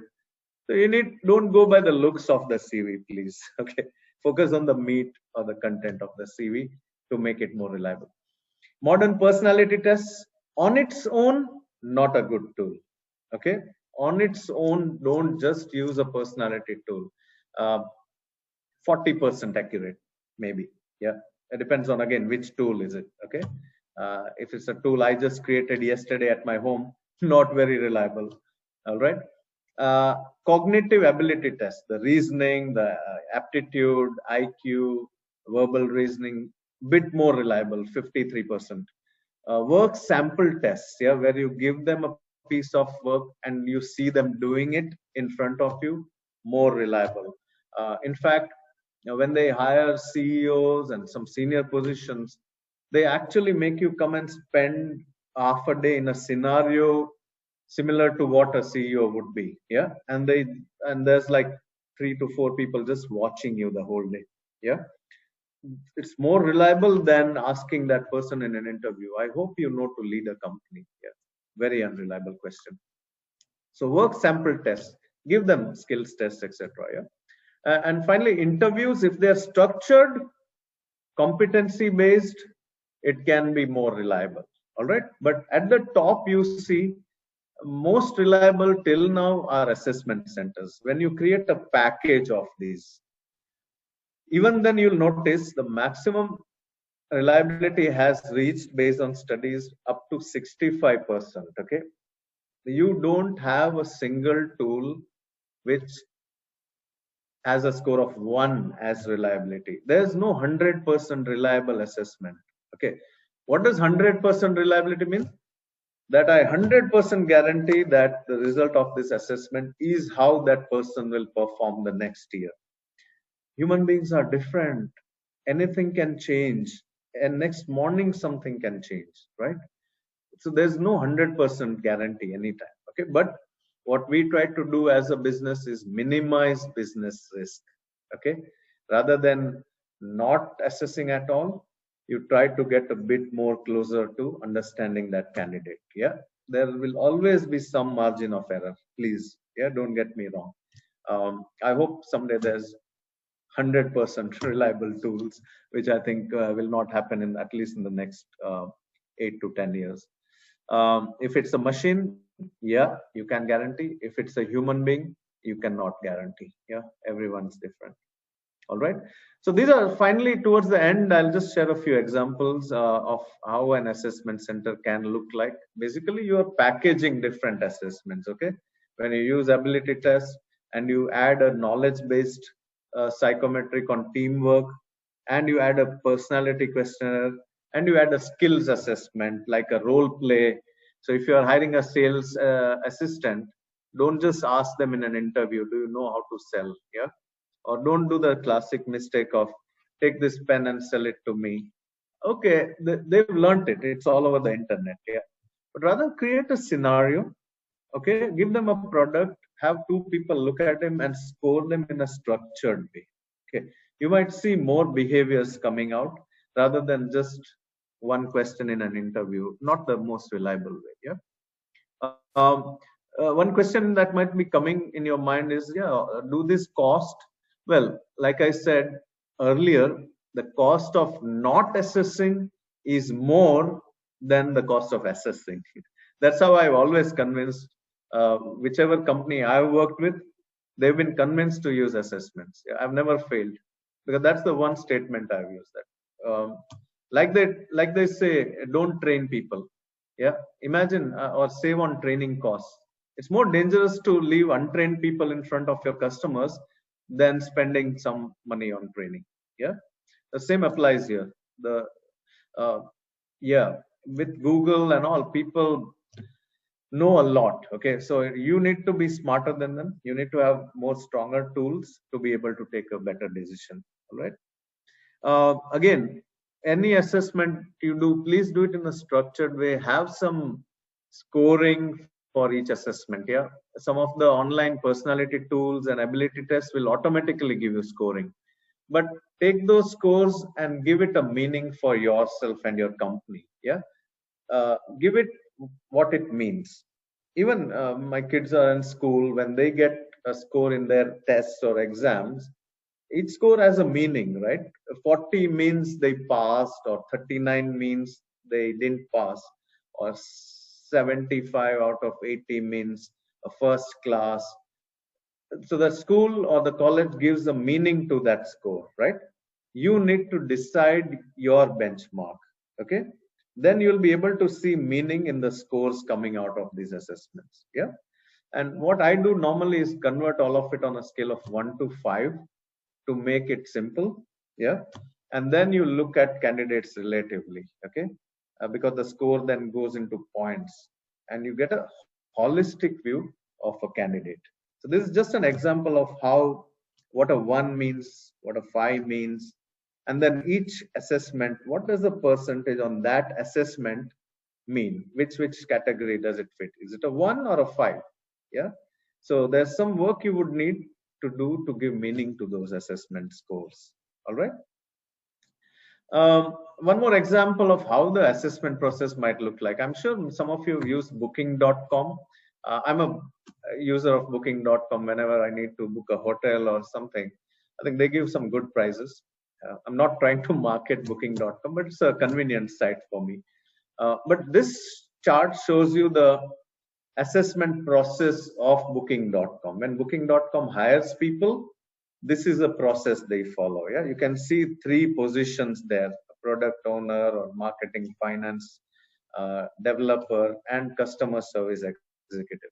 So if you see a customer service executive, you see the layer of assessments that they have to go through before the final offer. All right. Application, they go through a language test.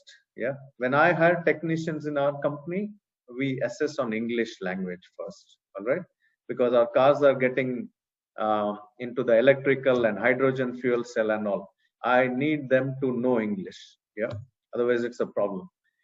A personality test, they do a situational test, they do a, after that, based on the results, they do a phone interview, then do a technical phone interview, then they do a final face-to-face interview, and then they select the best. All right, there is a cost to that assessment, but like I said, the benefit of getting the right candidate, I think, is more than the cost of that assessment. Yeah. So it's just, many companies use many methodologies. Yeah, Google, I think, uses IQ tests, situational tests, puzzles. A lot of IT companies do that because they need the brain power, right? They need techie guys. So it really depends on what industry you are. somebody who really knows the role will be able to design a better assessment in partnership with some people who are trained to do it. Yeah, and some are readily, you can buy it and things like that. You remember the last slide I showed you was 1980s, 90s, the data warehouse came in and assessments continued, and it continues. Okay, it's taken the virtual stage now, and this is not during COVID, but even before COVID, maybe I've used game-based simulation assessments back in 2010 as well. All right, where candidates are given a game. Okay, you have to go through that and take decisions, which that simulation shows you, and then it gives you a score. Okay, so it's actually a situational assessment. Yeah. And now it's also taking the virtual reality shape, where I know many retail companies, merchandisers, when they're assessing for merchandising roles, they create virtual reality simulations where the candidate has to act out something and place things, and there's somebody who is assessing it at the background. In my own company, we use virtual reality, welding, and spray paint machines, okay, to assess car paint technicians and car body technicians. Okay, it gives a great idea on their accuracy. It looks something like what you see in the picture, or like your Xbox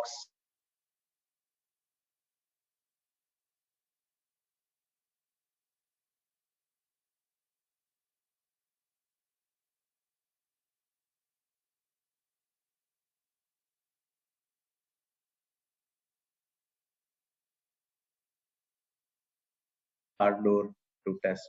So it's taken the virtual reality stage, and we all talk about artificial intelligence. Assessments are going artificially intelligent as well. I don't know how many of I work in the car industry, like I said, and you might have heard the name Volvo, Swedish brand of cars, which recently introduced, I think last year, a car which artificially using artificial intelligence assesses candidates. All right, I'll show you a quick video. I think it's a 1.5 minute video where you can see what that car looks like. It's the first car to assess talent.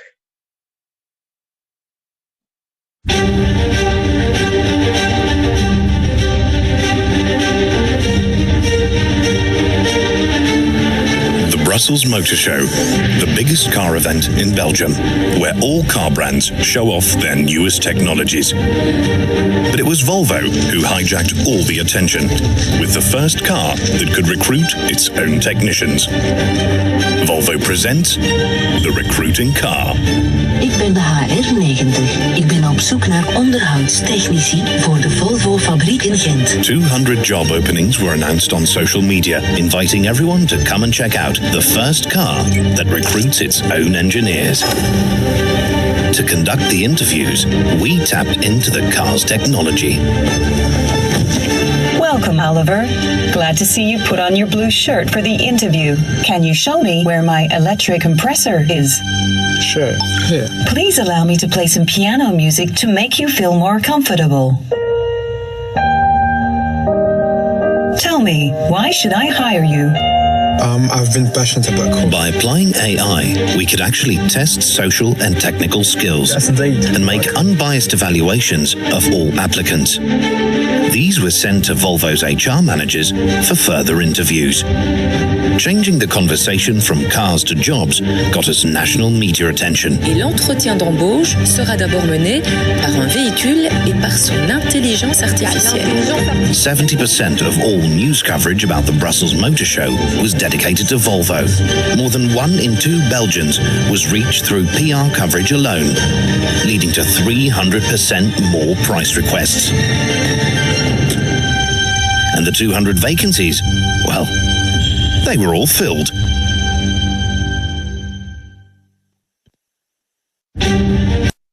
All right, so that brings us to the end of today's session.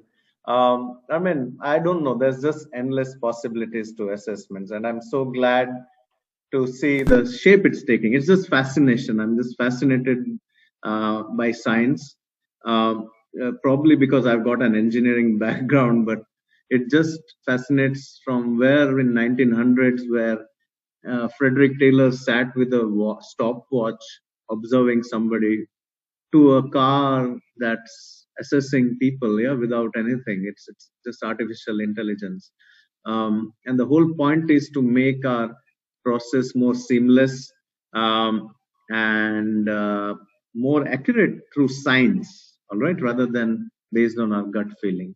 Yeah. Uh, Fascinating. That's what I can end this session with. Like I said, assessments is the tip. What I shared today is just the tip of the iceberg. But what I realized in my last few years is that the Middle East, there's a lot of people who are still not aware about this field. I think one of my personal commitment is to spread more awareness about this interesting field about human behavior. So at the end, it makes business sense. As simple as that. Yeah. So thank you for listening to me patiently for almost 1.5 hours now. I will. Biji, can you guide me? Should I cover these slides right now or? Yeah, you can go ahead with these slides. So I've been linked to Blue Ocean for quite many years now. While I was in Dubai, some amazing HR programs I used to run for them. Great organization, great certifications, and I think the content was very good and very updated rather than the 1980s stuff. Biji has given you all the information about the programs, but towards the end, what I'd like to also remind you is to just remember what Biji said earlier. Don't forget the Google reviews for this session and for the webinar. And I think you'll be eligible to that nice looking certificate as well. Yeah, but as I always say, more than the certificate, I hope you got a bit of learning about this field. Certificates, yeah, it's an outcome, but I think the learning, if you feel you know a bit more about this field than when you sat at the beginning of this workshop, then I'm quite happy, and I'm sure Bijay will be happy about that as well. Yeah. So with that, I'll hand over to Bijay and then address a few questions if we got time here. Yeah, we've got very little time for the Q&A session, but I'll also just make it very quick. I just wanted to inform everyone that you should have received an email by now. If you haven't, please check your spam folder, because a lot of times it goes to the spam. If you still haven't received it, you'll have to contact me. Please remember that many of you who have not who do not have the screen names same as what was registered, I just want to tell you that you will not be receiving the certificate, because it's not possible for us to identify you because the screen name is different. I still Galaxy and other names on the screen, which we definitely do not know who it is. Rest of you can just send in an email. If you have not received, I will try to contact technical team. Please know, technical team is not in UAE, they are outside, so we take time to connect to them and get back to you on this. And I think that's about it. Just check your spam folder also if you don't get it in inbox, and click to the link, fill the feedback, fill the Google reviews, and once you have done that, you should get it in your inbox. Yeah. And if you have some problems with your IDs or official domain, then there might be an issue, but otherwise you should be getting it. All right. I think that's time. It's already time for Q&A session. Quickly, few questions we can take towards the end, Doctor. Sure. Yeah, I'm just reading some of the comments that have come in. One of them has asked for slides, so I'm sure Bijay will do the needful in reaching it out to you. Yeah, like I said, my passion is to really spread as much awareness about this field. So yeah, nothing's confidential in my slides. Any questions? I'd like to ask if this discussion is part of SHRM. This is organized. Yeah, this is organized basically by Blue Ocean. Yes, SHRM. We are an alliance partner of SHRM, as I said earlier, and we have certain selective programs that we're doing of SHRM also. So if you want to know about it, please call the person that you got. You would have got an email from Murli already or Ladi. Please call either of them. They will definitely guide you with it. Or we do have another person, which is Nafisa, who is handling the SHRM courses. You can contact me. I'll forward your details to Nafisa. I think that would be much more easier. Right. Just to let you all know that there's a big conference that is coming up on 23rd and 24th of this month, which is actually hosted by SHRM. Please do check out details regarding this conference, and you'll find most eminent leaders of the industry across the globe coming on the same virtual platform, to actually conduct sessions and share their knowledge. So please look forward for that one. Please contact the person. Send me your queries. I'll forward to the right person. They'll give you the details.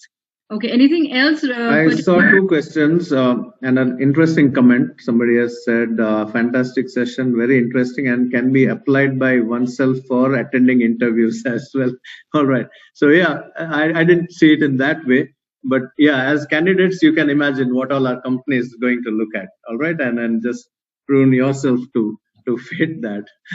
Yeah, that's a good way. Shreya asks, what is MBTI? MBTI, the full form is Myers-Briggs Type Indicator. Okay, Myers-Briggs Type Indicator. It comes from Myers and Briggs, I showed you, with Carl Jung. But it just measures personality. Yeah, it's a personality assessment. All right. Biji, you can answer this. What's the difference between SHRM and CHRM? All right. I think Murli and team, Murli and Nafisa would be the right people. As I said, please send me your queries. I'll forward to the concerned people, and they'll give you all the information that you need. So any question related to Blue Ocean, you can forward it to Biji directly. Anything on this topic? I think no more questions. But I'm glad to see a lot of positive comments. I was bit skeptical. I don't know who the audience exactly will be. Are these psychology enthusiasts? Because it's a scary term, isn't it? The moment we think about psychology. So I'm glad it's gone well. But yeah, please explore more on the internet. There's tons of information about that. Yeah. I think a lot of good feedback, great feedbacks from all of them, Doctor. I'm sure they enjoyed the session. One last question. Rizwana asks, is how successfully are the recruitment techniques you used during the discussion being used in educational sector, especially with reference to the UA schools? Well, definitely personality testing is a lot, because I think not all personalities fit education. You can see great teachers, you can make out who are not meant for that job, right? Personality is very important. I think educational certificates are very important. Knowledge, it's all about knowledge, right? So don't forget the knowledge tests when you're hiring teachers. But I think skills tests are very important. Yeah, which when you make a teacher, you do a sample session and 10 people sit and just act as an audience, I think that's a big indicator where you can see a lot of